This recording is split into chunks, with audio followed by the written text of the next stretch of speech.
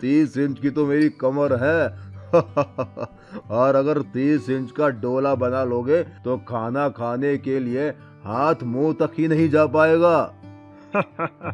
वो सब मैं बाद में देखूंगा। लाओ जल्दी मेरा चिकन फ्राई ले आओ। ठीक है, अभी लाया। दुकानदार जाता है और एक बड़े से बर्तन में ढेर सारा चिकन लाता है। ये देखकर नमन, अरे भाई, तुम्हारे और दोस्त भी आ रहे हैं क्या, जो इतना सारा चिकन ले लिया है? अरे नहीं नहीं, ये तो मेरा अकेले का खाना है। लगता है तुम इस गांव में नए आए हो। हाँ, मैं इस गांव में नया आया हूँ। ओह अच्छा, मैं तो खाने के ऊपर फूड चैलेंज गेम भी खेलता हूँ। आज तक मुझे कोई हरा नहीं पाया है। नमन मन ही मन सोचता है, अगर मैं सिर्फ फूड के लिए चैलेंज करूं तो शायद मैं इससे जीत सकता हूं और मेरा कुछ फायदा हो सकता है। अच्छा, तो ऐसी बात है क्या? मैं तुम्हें चुनौती देता हूं। मैं तुम्हें खाने में आसानी से हरा दूंगा। जितना तुम खाओगे उससे ज्यादा ही खाकर दिखाऊंगा। क्या कहा? तुम तुम मुझे चुनौती दे रहे हो, वो भी खाने में? अरे अपना साइज देखा है क्या? तुम्हारे पेट से बड़ा तो मेरा सर है। हो, मैं तुम्हें खाने में हरा दूंगा। ठीक है, तो कल इसी टाइम होटल पर आ जाओ। तुम्हें भी देख लेता हूँ कितने बड़े तेज मारखा हो तुम। ठीक है, लेकिन मेरी कुछ शर्त है। ठीक है, बताओ क्या शर्त है तुम्हारी? अरे, अगर मैं जीत गया तो तुम्हें मुझे रहने के लिए एक घर देना होगा और खाने के बीच में हम ब्रेक भी ले सकते हैं। ठीक है, तुम्हारी दोनों शर्तें मुझे मंजूर है। मेरे यहाँ कई मकान हैं, उसमें से एक तुम्हें दे दूंगा। लेकिन अगर तुम हार गए तो? अगर मैं हार गया तो मैं तुम्हें अपने गांव की जमीन गिफ्ट में दे दूंगा। ठीक है, तो कल मिलते हैं।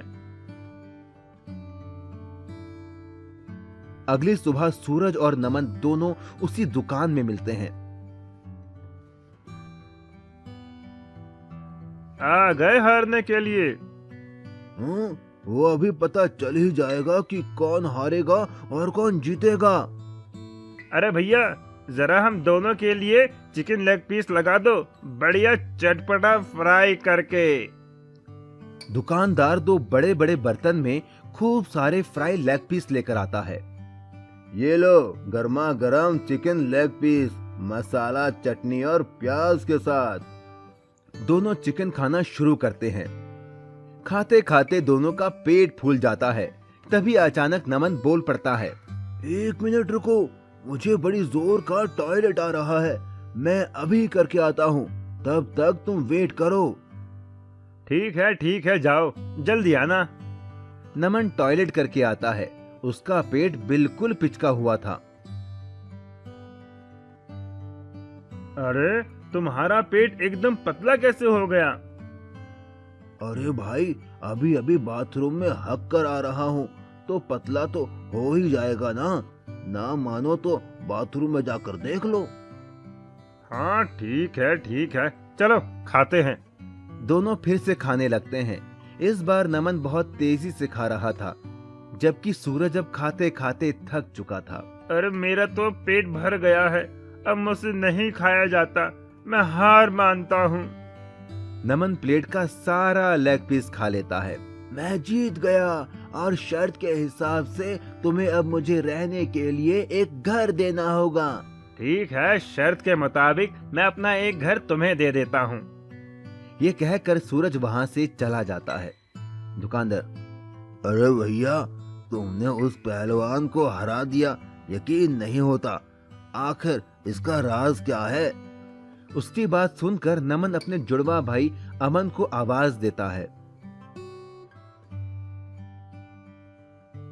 ये मेरा जुड़वा भाई अमन है। जब खाते खाते मेरा पेट भर गया था तो मैं बहाना बनाकर बाथरूम गया और अपनी जगह अपने जुड़वा भाई अमन को भेज दिया और वो सारा लेग पीस खा गया और इस तरह मैंने उस सूरज को हरा दिया। इतना कहकर नमन और अमन खुशी खुशी वहां से चले गए। मैजिकल हैन। उत्तर प्रदेश के गांव में अब्दुल नाम का एक मेहनती इंसान रहता था जो ऑमलेट बेचकर अपना घर चलाता था। उसकी एक रजिया नाम की लड़की थी जिसका सपना था डॉक्टर बनने का और वो उसके लिए दिन रात मेहनत करती थी। वो जब भी अपने पापा का हाथ बटाने आती तो उसके पिताजी मना कर देते। नहीं बेटी, तुम ये ऑमलेट मत बनाओ, तुम्हें तो बड़े होकर डॉक्टर बनना है। ठीक है पिताजी, लेकिन जिस दिन मैं डॉक्टर बन जाऊंगी आपको काम नहीं करने दूंगी, आप बस आराम करना। पर एक दिन कुछ ऐसा हुआ कि रजिया के डॉक्टर बनने का सपना टूट सा गया। रजिया के पिता का एक्सीडेंट हो गया और डॉक्टर ने उन्हें 2 साल तक बिस्तर से उठने के लिए मना कर दिया। रजिया को ऑमलेट बनाना आता ही नहीं था, ना ही वो ठेला लगा सकती थी, इसीलिए वो जंगल जाकर लकड़ियां बिनकर लाती और उन्हें शहर में बेचकर अपने परिवार का पेट पालती। उसकी पढ़ाई भी पूरी तरह छूट गई। एक बार जब वो लकड़ियां बिनने पास के जंगल गई तो उसे किसी के रोने की आवाज आई। मुझे बचाओ, मुझे बचाओ, बचाओ मुझे। रजिया दौड़कर उस आवाज की ओर गई। उसने देखा एक अजीब सी दिखने वाली बूढ़ी औरत रो रही थी। उसके पूरे शरीर पर घाव और फोड़े थे। उसने जाकर उससे पूछा, माँ जी, आपको क्या हुआ है? मुझे एक बहुत खतरनाक बीमारी है जिस वजह से मेरा शरीर धीरे धीरे गल रहा है। अगर पास वाली पवित्र नदी से पानी लाकर मुझ पर छिड़का जाए तो मैं ठीक हो जाऊंगी, लेकिन एक शर्त है। कैसी शर्त माँ जी? मैं तो उस पानी से ठीक हो जाऊंगी, लेकिन मुझको ठीक करने वाले इंसान को ये बीमारी हो जाएगी। रजिया ने कुछ सोचा और कहा, कोई बात नहीं, मैं आपको यूं दर्द में नहीं देख सकती। आप मेरी दादी की उम्र की हो, मैं आपकी बीमारी लेने को तैयार हूँ। इतना कहकर वो जाने लगी, लेकिन तभी उस बूढ़ी औरत ने उसे रोका और वो औरत एक खूबसूरत परी में बदल गई और रजिया से बोली, मैं तो बस तुम्हारी परीक्षा ले रही थी। आज तक तुम जैसा भला इंसान मैंने कभी नहीं देखा जो दूसरों का दर्द और बीमारी अपने ऊपर ले।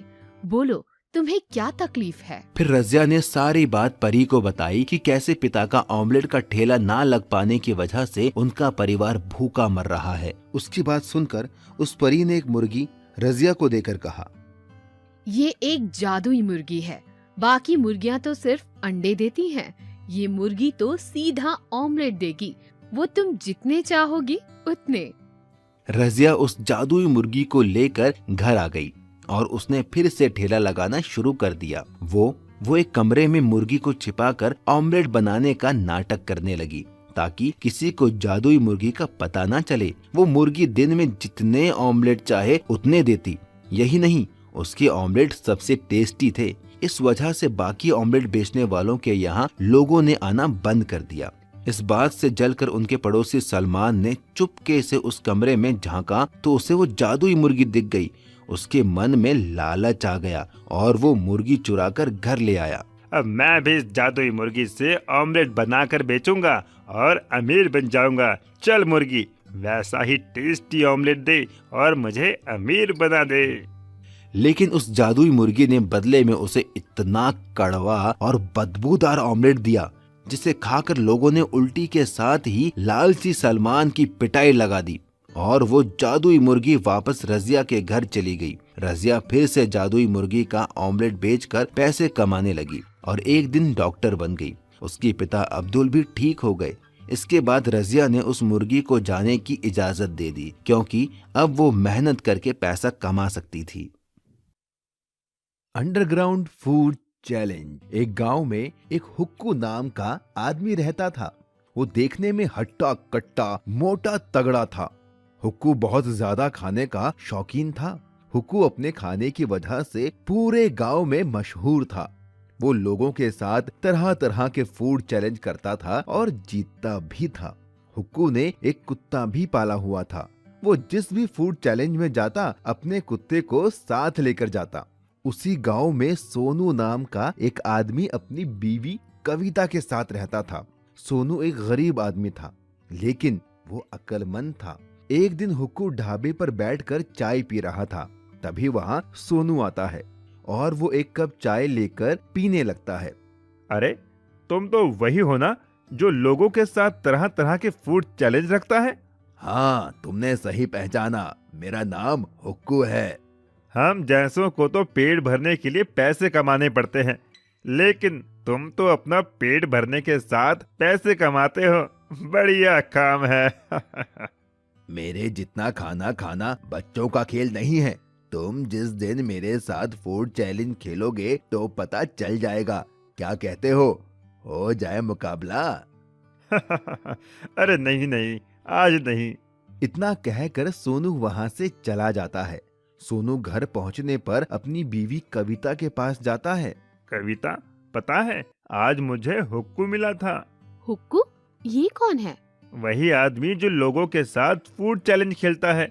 वो तो मुझे भी फूड चैलेंज खेलने को बोल रहा था। अच्छा, अजी तो एक काम करिए ना, आप भी उससे फूड चैलेंज खेल लीजिए। अगर हार गया तो पैसे भी देने पड़ सकते हैं। एक बार फूड चैलेंज खेल कर तो देखिए। कविता के बहुत कहने पर सोनू फूड चैलेंज खेलने के लिए मान जाता है। सोनू अगले दिन हुक्कू के पास जाता है। हाय हुक्कू भाई, कैसे हो? अरे तुम तो सोनू हो, बोलो कैसे आना हुआ? मैं तुम्हें चैलेंज करता हूँ, क्या तुम मेरे साथ फूड चैलेंज खेलोगे? क्या कहा? फूड चैलेंज खेलोगे तुम, वो भी मेरे साथ? हाँ हाँ, सही सुना तुमने। ठीक है, चलो आओ खेलते हैं फिर। हुक्कू बहुत सारी खाने की चीजें लाता है और एक टेबल पर रख देता है। अरे वाह, इतना सारा खाना! Chicken fry, chicken leg piece, tandoori chicken, मजा आ गया खाने में तो शुरू करें अपना चैलेंज। हुक्कू के कहते ही दोनों खाने पर टूट पड़ते हैं।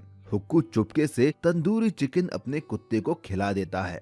देखते ही देखते हुक्कू सारा खाना खत्म कर देता है और जीत जाता है। देखा, मैं फिर से जीत गया। चलो लाओ मेरे पैसे। Oh shit! सोनू शर्त के मुताबिक हुक्कू को पैसे देकर चला आता है। क्या हुआ जी? कुछ नहीं, बस हार गया मैं फूड चैलेंज में। हे भगवान, ये हुक्कू का बच्चा कितना खाता है, इसकी सांस भी नहीं फूलती क्या? ये सुनकर सोनू के दिमाग में एक आइडिया आता है। वाह मेरी जान, क्या आइडिया दिया है! क्या हुआ जी? हमारे बंजर खेत में जो हमने पानी के लिए अंडरग्राउंड बनवाया था, उसी में फूड चैलेंज खेलूंगा।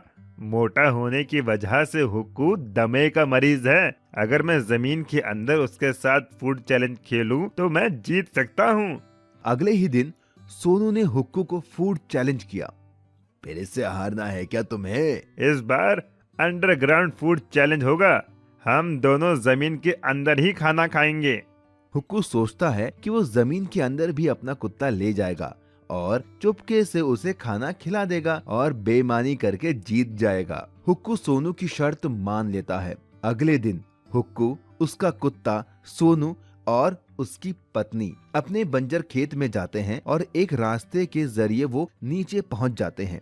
कविता ने पहले से ही tandoori chicken, chicken fry, burger, chow mein सब मंगवा लिया था। कविता कुत्ते और हुक्कू के बीच में आकर बैठ जाती है ताकि हुक्कू बेईमानी ना कर पाए। दोनों में फूड चैलेंज शुरू हो जाता है। खाते खाते अचानक हुक्कू को सांस लेने में दिक्कत होने लगती है। उसका कुत्ता भी उससे दूर था, वो बेईमानी भी नहीं कर सकता था। अरे बाप रे, अब और मुझसे नहीं खाया जाएगा।